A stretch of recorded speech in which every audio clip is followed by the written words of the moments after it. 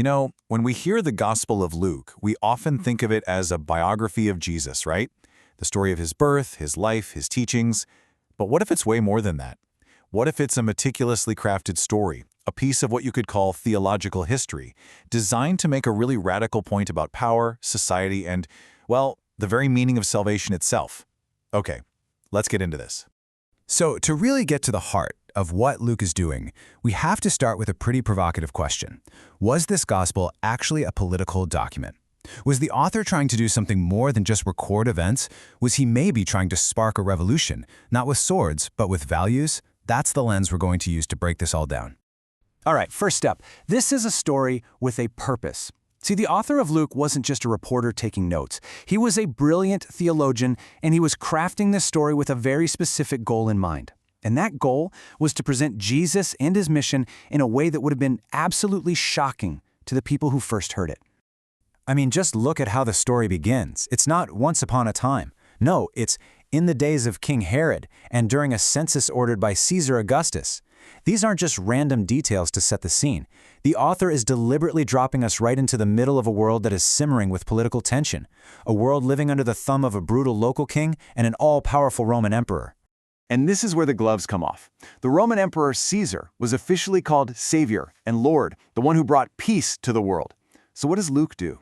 He steps into that exact context and introduces Jesus using the very same titles: Savior, Lord, the one who brings true peace.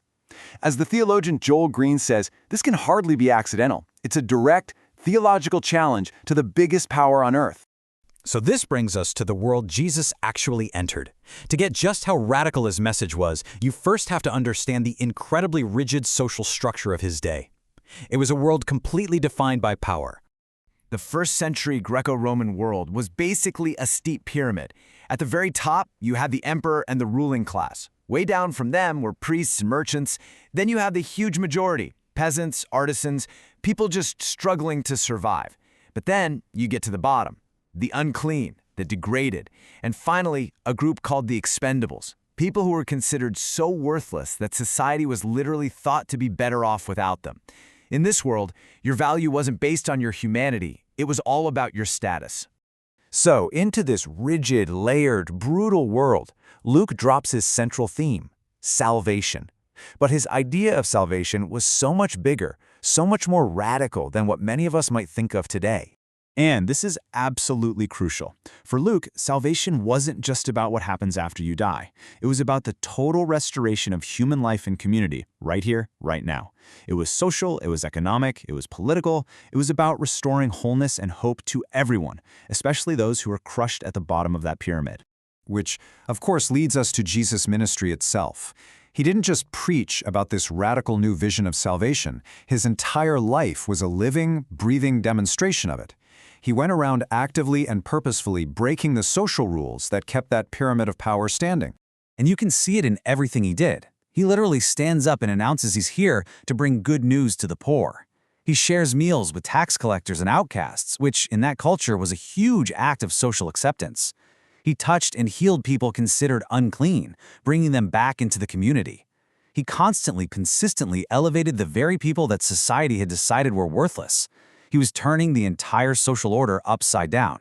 But what was the secret ingredient? What was the engine that was driving this whole thing? Well, that brings us to the core idea, what we're calling the revolution of grace. What made Jesus' vision so fundamentally different from the world around him? It all boils down to a totally new kind of economy, one built on a single, world-changing concept: grace. Okay, so the whole Roman world ran on a complex system of patrons and clients. Everything was a transaction. Patrons would give gifts to clients, but they were never, ever free. They always came with strings attached. They demanded loyalty, service, and repayment in a way that just reinforced the patron's honor and status. The idea of a truly free gift, it basically didn't exist. This is it. This is the heart of the revolution right here. On one side, you have the Roman world, a transactional system of obligation. On the other, you have Jesus' way, freely given grace. The world said, give to get something back. Jesus said, give without any expectation of return. The world was all about reinforcing status. Jesus taught to ignore status completely. This idea, to offer hospitality and help to people who could never repay you, In that world, that wasn't just nice. It was subversive. It was heretical. So, what does this all mean for us? This brings us to the final point. This isn't just an old story. Luke is extending a direct invitation to his readers then, and I think to us today. It's an invitation to live differently. When you boil it all down, the call to follow Jesus in the Gospel of Luke is an invitation to join a whole new kind of community. It's a call to align yourself with a completely different world order, one that's founded not on human status and power, but on the radical, no-strings-attached generosity of God. It's about learning to live a life that's defined by open-handed mercy. And that leaves us with a pretty massive question to chew on, doesn't it? In a world that is still so often driven by power and privilege and social comparison, what would it actually mean for us, today, to live a life that isn't defined by status? What would a community built on this kind of radical grace really look like?